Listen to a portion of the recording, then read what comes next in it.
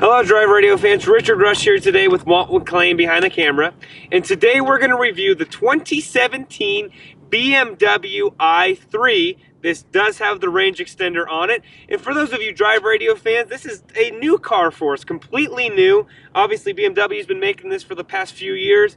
And it's definitely an interesting car to get into. We had different expectations on it, myself and my dad, in terms of what this car can do and what it was for, and we kind of got in like, oh man, this is another all-electric car, not sure it's going to work for us. My dad's got a pretty long daily commute, probably goes about 80 miles each day in terms of commute. Some of you are probably saying, well, that's nothing compared to what I drive. So, or maybe that's right along with what you do drive, and this may be of interest to you. You may have been looking for a car that you don't have to really worry about putting gas in. So real quick, for 2017, BMW hasn't changed a whole lot, still the same interior packages and how they've done all that.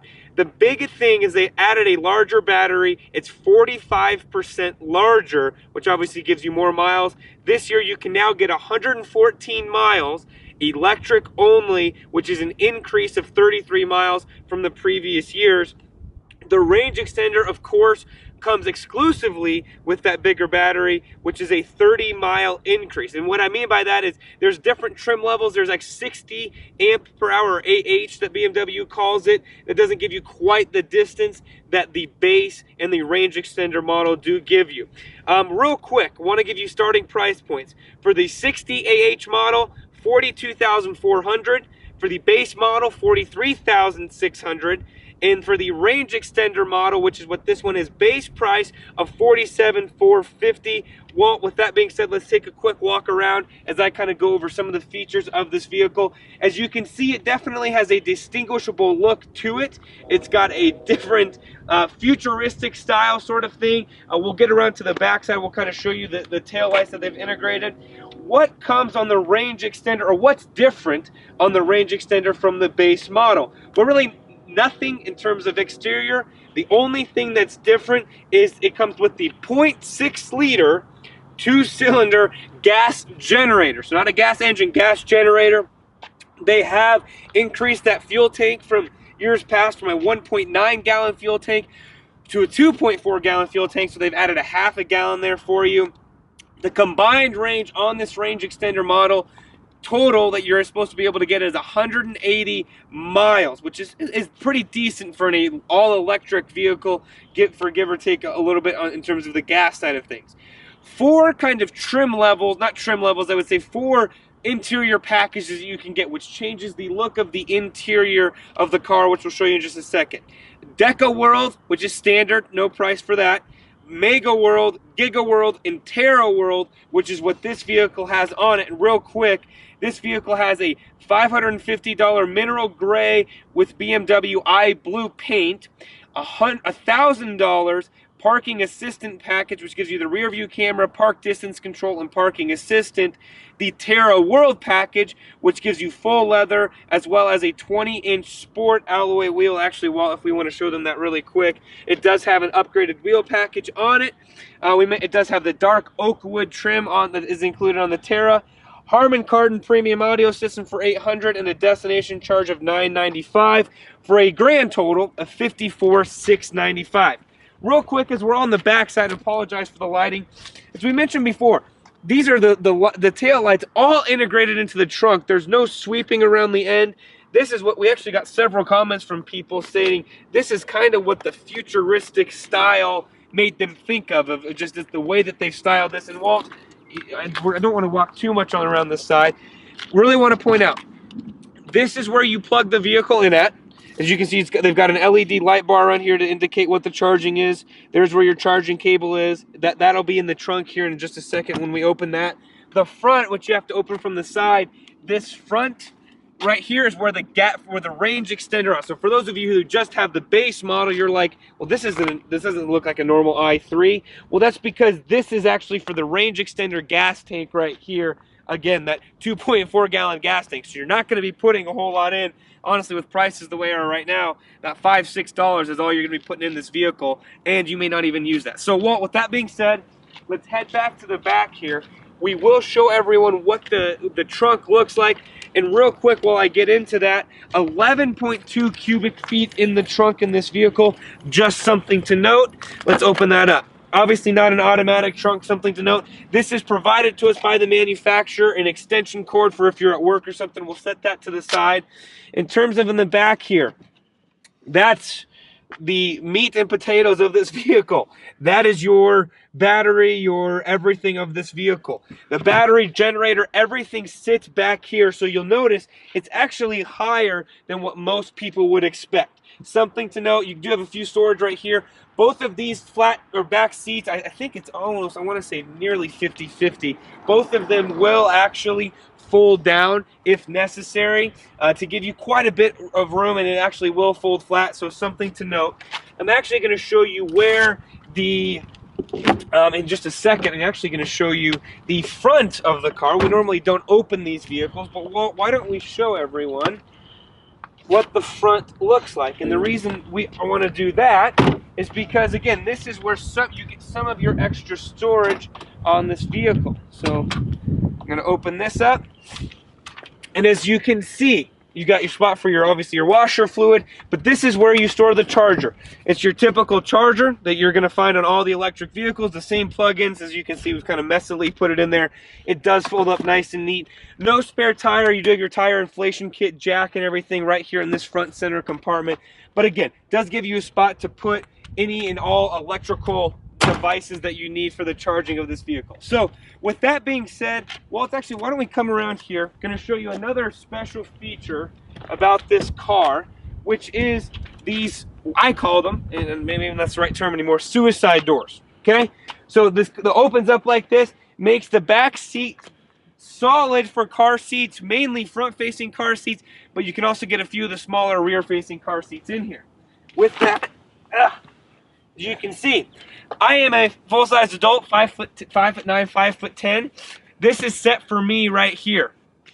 I still have a reasonable amount of room and space in this back seat. Now, would I want to take a long trip in here? Probably not. I'm actually going to close the door here really quick, Walt, and going to kind of peek over here.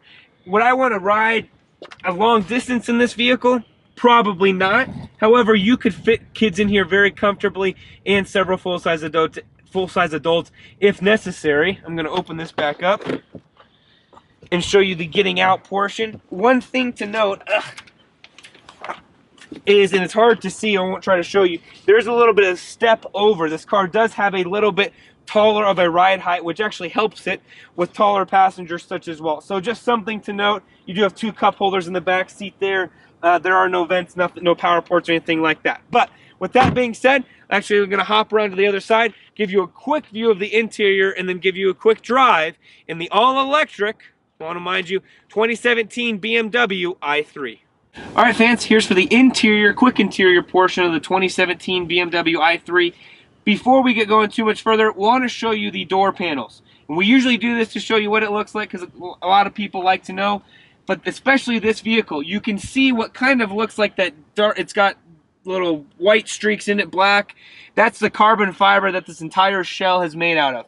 It's stronger than steel, lighter than aluminum, a fantastic, honestly, a fantastic material, to be honest. You've got the dark walnut trim all the way throughout, and again, that carbon fiber everywhere throughout this vehicle, again, to really make this lighter. You've got no dual climate control, which really isn't needed for this small of a car. Heated seats here in the front, which is really nice. Your typical BMW screen right here, navigation system, which we'll get into some of those packages here in just a second. Did want to point out one thing really quick, which is the back roof here. You'll see it's a little bit actually taller here in the back, partially because the back seat passengers sit up so much higher. Something that BMW has added, which is a nice feature. Also, something to note, this vehicle does not have the power sunroof on it, but you can get that as an option. Real quick, Walt, let's show them this. The glove box actually opens up from the top rather than down here, which is, again, something nice to note, and just something a little bit different about this vehicle. Your gear selector is up here, which took a little bit of getting used to, as well as your park button right there. Your windshield wiper fluid and all of that is, again, same spot right here. Auto wipers, which is really nice. A great feature. Bluetooth. That's pretty much it for the interior of this vehicle. There's a nice path where you can set a purse or something right there. With that being said, we're going to figure out where to put Walt. I'm not sure if it's going to be in the back seat or if it's going to be the front seat. We'll figure out here in a second. We'll take a quick drive. 2017 BMW i3. All right, everyone, we decided to put Walt in the front seat, recline him so he's laying down, and this is how we'll do it again. Mind you, Walt, about 6'4", and he actually does fit in here, doesn't hit his head too bad, which is something we'll comment on. Really quick, want to do something we normally don't do, but wanted to turn the vehicle on for you so you can hear. Kind of sounds like you're entering a spaceship, and that's the vehicle on. There's no engine, no nothing. We are at 100% charge. We've got about 130 miles to go until the extended range battery or the extended range fuel would kick in. Two things to note real quick before we do get driving. The technology and driver assistant package is one package, and that gives you, it's not on this vehicle, but it gives you advanced navigation with a wide screen, so you'd get the larger screen up here. All-speed adaptive cruise, forward collision warning, and braking, and the parking assistant package, which I mentioned before, gives you rear view camera, front parking sensors, and the auto parking. So, with all that being said, let me make sure I didn't miss anything in terms of the drive, because most of this vehicle is found in the driving. There are supposedly, and we haven't found this, I'll be honest with you, BMW says that you get 97 miles electric when you are on the range, when you have the range extender package, because it's about 300 pounds heavier nearly. Not quite, and I'm just going off of some of the specs that I got from BMW themselves. That is what I've heard. However, we have actually been right at 130 miles on electric only with this car. Something to note, you know, that's from getting home at night, plugging it in. BMW on their website says that it only take about 4.5 hours to charge this vehicle fully. I'm sure if you did have, that would be the case if you had the larger, I believe 220 installed in your house, but if you're using your standard 110 outlet, you're right about 8 to 10 hours for charging the vehicle. But let's put it in reverse, which you just, I guess, move this thing, little hand deal back. And Walt, I'm not sure if we can get this or not. It's a little bit hard to see, but you do have dynamic grid lines on there as well as the front and rear parking sensors. So I can pull up really close to this curb without much of an issue. Pull right in here, and I am good to go. Just something to note, which is a nice handy feature. So I'm going to put it in drive, and we're going to get going. And well, hang on here real quick, because we're going to put it to the metal, and we're going to get up and going, which is really fun about this vehicle. Partly why I want to do that is also mention this. This car has incredible regenerative braking on the inside. So I'm going to get all the way up to 50 miles an hour here, and I'm going to actually, I'm just letting off right now, and I've gone from 50 down to 42, and I'm almost down here to 40 miles per hour. So the regenerative braking system will actually bring you completely to a stop as we get closer to here. And I apologize, Walt doesn't have his seatbelt on, so you will see the subtle reminders here. I'll help you out, Walt, with that so we can make sure people don't get too annoyed. I have not touched the brake at all in that time frame, and I am almost now to a complete stop. It does not have what most cars have on it in terms of the auto roll forward to get you rolling. So I am a complete stop. I'm on a little bit of a decline, but actually let's get to here really quick, Walt, to some level ground, and we'll show people that we have stopped moving completely. We are completely stopped. Just something to note that's a really interesting feature. Actually takes a little bit getting used to. But furthermore, as we do drive, again, instant acceleration, because you do have that electric power. I don't have the 0 to 60 times for you. If you're buying this car for 0 to 60, probably not the right reasons. But this car will get you to and from any place that you need to go at any point in time. That was the biggest concern for us, was, wow, is this car going to last on our, you know, my dad, mainly him, his daily commute. I only go about 30 miles a day. Again, he goes about 80. Is this car going to last on a daily commute for him? And the answer, honestly, in the grand scheme of things, was yes, it did. Now, there was a little bit of getting used to aspects that he had to work through. But in terms of the ride quality, the quietness you will hear, there's not a whole lot of road noise, even with the larger wheels on this car, which I was actually surprised at, because when you get in and you see all the carbon fiber, it seems like this car is actually going to cause a lot of road noise, but it's not really that case at all. The best way I know how to describe this vehicle is it is a premium electric vehicle. And so if that's the market for you, I don't know who else to describe this car for.